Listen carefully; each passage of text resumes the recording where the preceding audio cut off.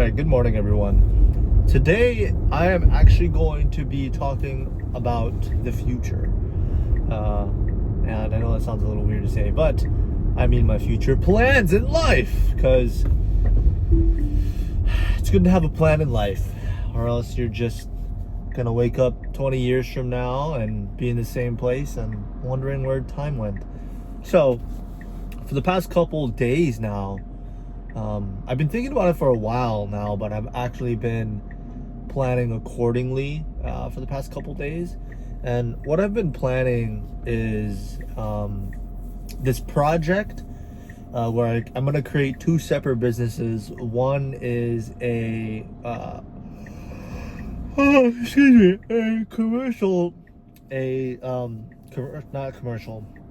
a residential renovation business and a media business, social media business.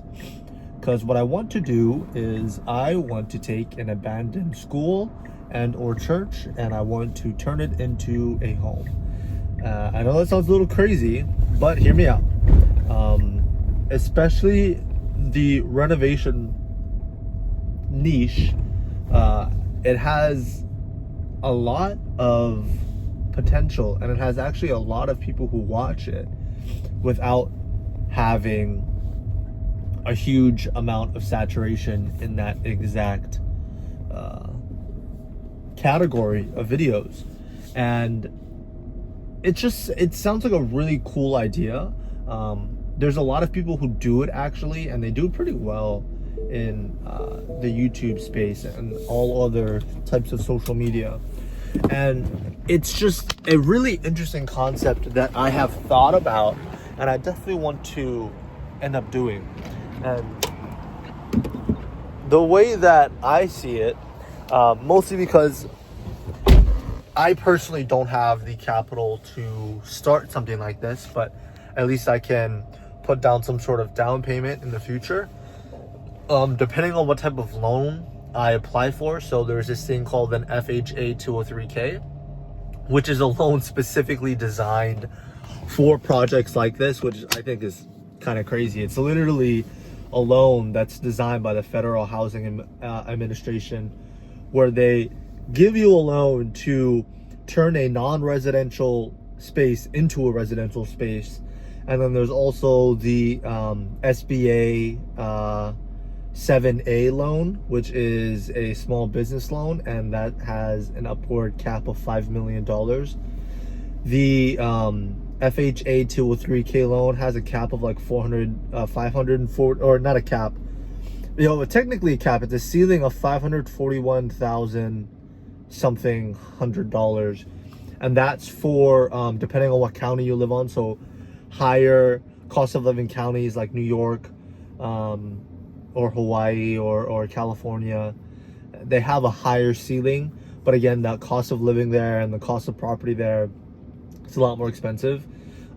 I've been doing some research, and it's actually insane. I saw some abandoned churches that are in like decent shape. Like it's abandoned, it has everything in it still. The roofing is fine and everything. And I'm sure in order to fully know, you'd probably have to go there and tour these properties. But there's literally lots of churches and schools. And there's this one church that's like one of the first ones I looked at that kind of blew my mind and kind of made me realize that this is actually feasible. Is there was this church, and it was 20,000 square feet. It was like 21,000 square feet to be exact. And it was 80 grand. And that is insane. It was like right on the bridge of St. Louis, like Missouri and Illinois. It was like right on the bridge in St. Louis. And when you really think about it, 80 grand for 20,000 square feet, and that was just the building. That's not including the lot that that you own as well. And I think the total acreage was like 0.5 acres or something like that.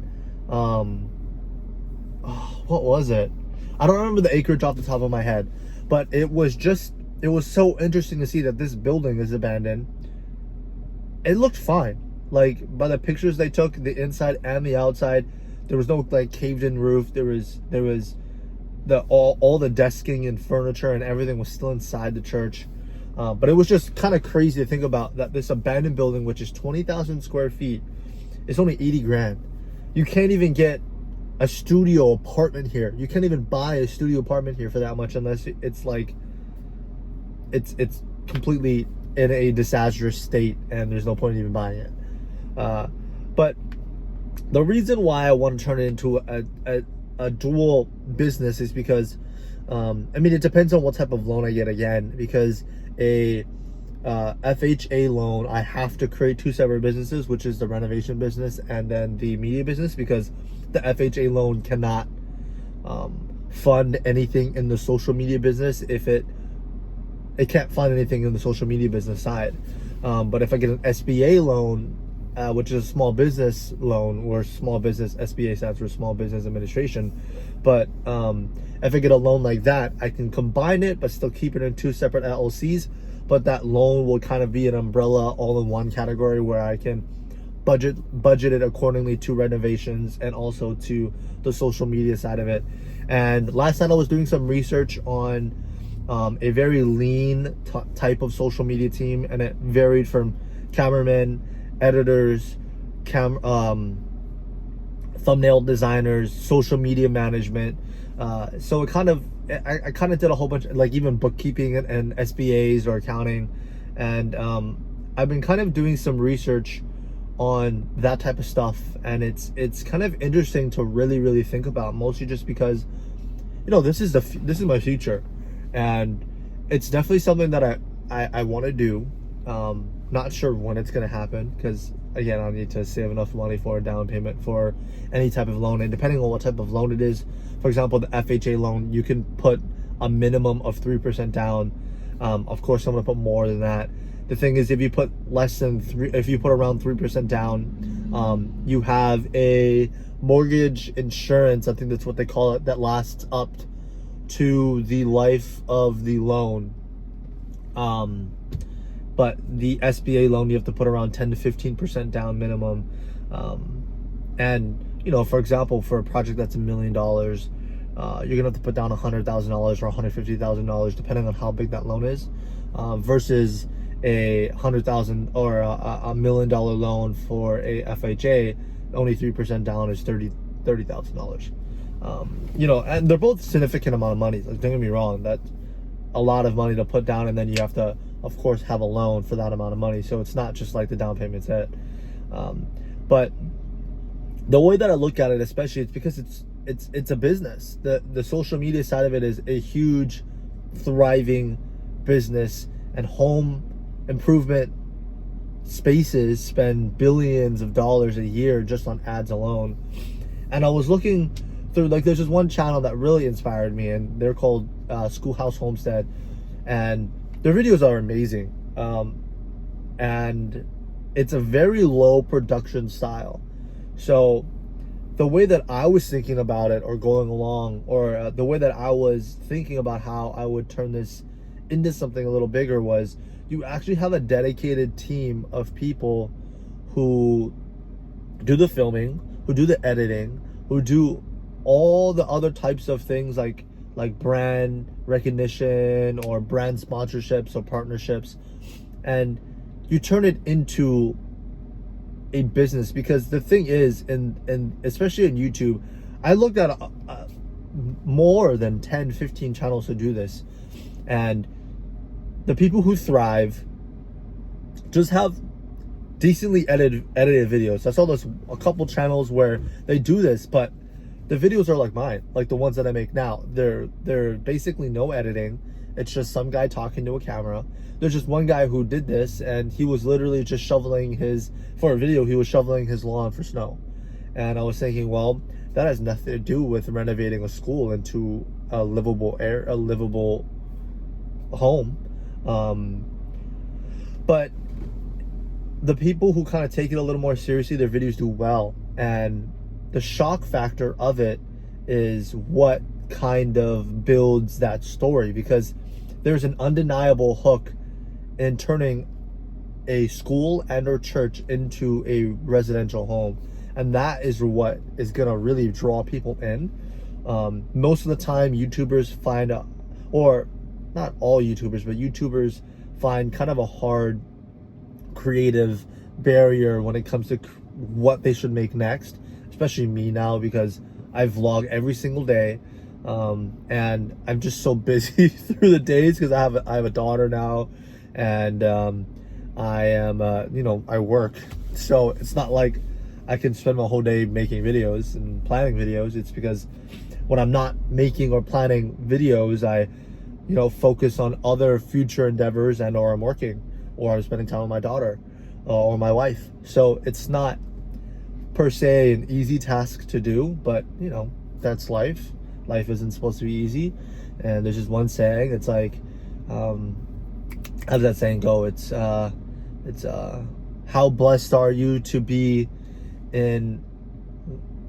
how blessed are you to be as stressed and as busy in the work that you're doing now that you once begged for. And it's kind of true. And it kind of just makes me realize, like, yeah, this is life. I'm not gonna sit here and complain. It's hard sometimes, but again, that's life. It's hard for everyone. I'm not special. I am special. There's only one of me, but my problems aren't special. But I'm definitely excited about this project. That's just kind of a bare, stripped down gist of what this project really entails and what I'm planning to do. There's a lot of different layers and a lot of moving pieces when it comes to a project this big, and especially if it's two separate LLCs, which is the renovation side and the media business side.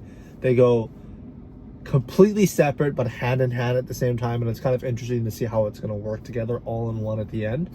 But it is definitely really cool to think about. Like, that is what really gets my mind thinking. When I have free time now, I literally just do research and take notes, and mostly just because I have to have a business plan. And I'm kind of starting one now, but right now I'm still in the note-taking process of understanding fully how this is even going to work, and if it's even capable, or if it's even possible. I don't know, everything's possible, but in the sense of, you know what I mean? Like, I'm just trying to wrap my head around every single aspect of both sides of the business and how it's going to go hand in hand in order for me to actually then create a business plan, because I can't just create a business plan without actually knowing. Like, if I didn't know what an FHA or a SBA loan was, or if I didn't know that the FHA loan, you have to actually create it as a single family. You have to live in that. It has to be your permanent residence. But versus an SBA loan, you can create it into a separate workspace and a residence. So there's different guidelines that you actually have to follow. Like the FHA loan, you have to hire an HUD consultant to even start the project, and you have really weird drawing schedules, which meaning, like, if you find a contractor that will even work with an FHA loan, because not a lot of contractors like to work with it because of the drawing schedules. And what that basically means is the money you get from an FHA loan stays into a separate loan account that you can actually touch. And let's say a contractor does $15,000 worth of flooring or roofing work, right? They have to go to the bank, fill out some forms, and then wait for an HUD consultant to go to the house, make sure it's all checked off, to make sure their work is fully complete and it's up to compliance. And then once that is done, the HUD loan will then, the HUD consultant will then go to the bank, give it approval, so that the contractor can withdraw the money for that amount that they did the work for. And not a lot of contractors like to work with that. Some contractors are totally fine with it, but it kind of creates a huge barrier on what exactly can be done. And especially because FHA loans, you can't do luxury finishes, or you have to have some sort of, the HUD consultant will actually look through your architectural plans and need to tell you if it's yay or nay, and you have to change it, or X, Y, and Z. So that's why an SBA loan is kind of what I'm gearing towards too, because yes, it has a higher barrier to entry, which I qualify for with the credit, and I qualify for with everything else. The only higher barrier to entry is the down payment, which is totally fine for me, because I'm willing to put more money down into a project like this if it means that I have more freedom and creativity for the final project. So I know I've been rambling for like 15 minutes now, but it's such an interesting concept because you have to think about it like, and my wife was talking to me about it. She's like, is this really something you want to do? And she was like, it's not going to be easy if anyone, and I was like, I understand where she's coming from, and I appreciate that she keeps me grounded, and it kind of made me realize that I need to do a lot more research into this, and I have been. But she was talking about how it's not going to be easy, and if anyone can do it, because I was saying like anyone can do this, and she was like, well, if anyone can do it, then everyone would do it. And I was like, no, that's not true. Everyone can do it, but nobody wants to do it. I'm sure the people that I'm talking to that are listening right now didn't even know what an FHA 203k loan was, because I had no idea what it was. I didn't know there was a loan specifically designed for turning non-residential areas like churches and schools and retail spaces into commercial or into residential home. I didn't know there was a loan like that. I didn't know what an HUD consultant was. And she was more talking about like the media side of the business and even the renovation side. But for example, just even this vlogging series that I'm doing, everyone says they want to be like, a lot of people say, oh, I want to be a YouTuber. Oh, I want to be media famous. Oh, I want to do this, but they don't actually do it. I mean, yes, they might do it here and there, but they don't have the actual dedication that it takes to follow their dreams. And I'm not trying to shit on anyone, because I know that everyone is doing their best in life.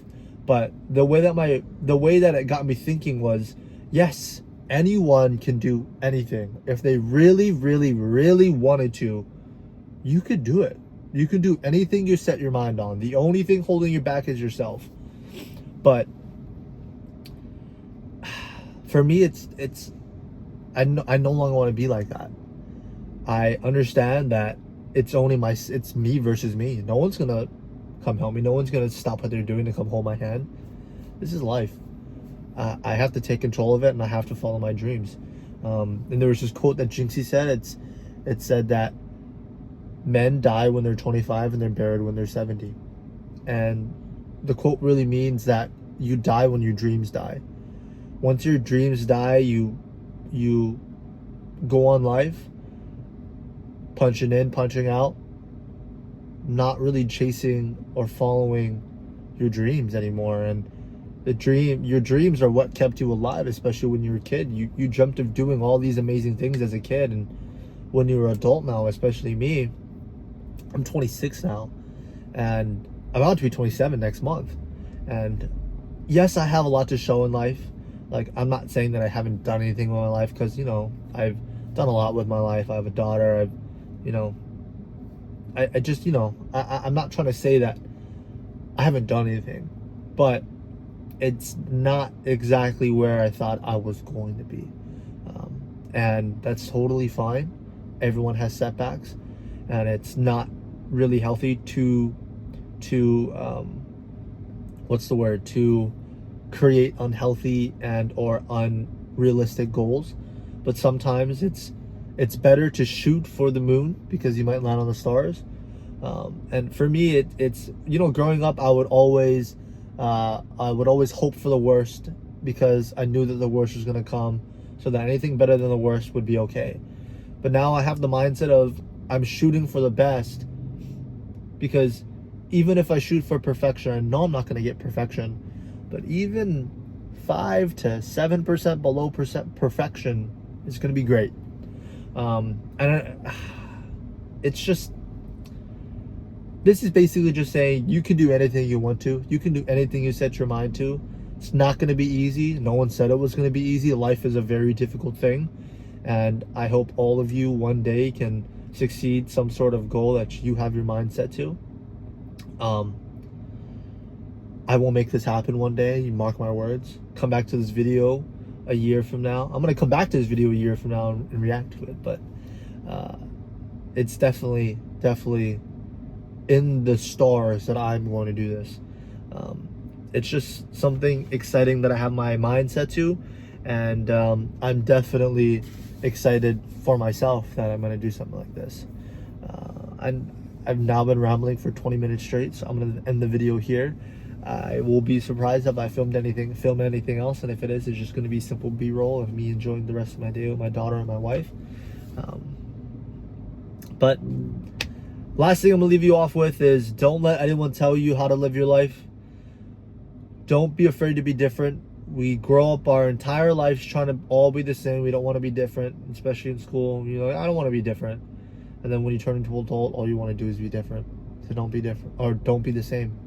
Be yourself, be different, be proud. I love every single one of you guys. I hope all of you success in anything that you set your mind to. And yeah, I'm going to see all of you guys tomorrow.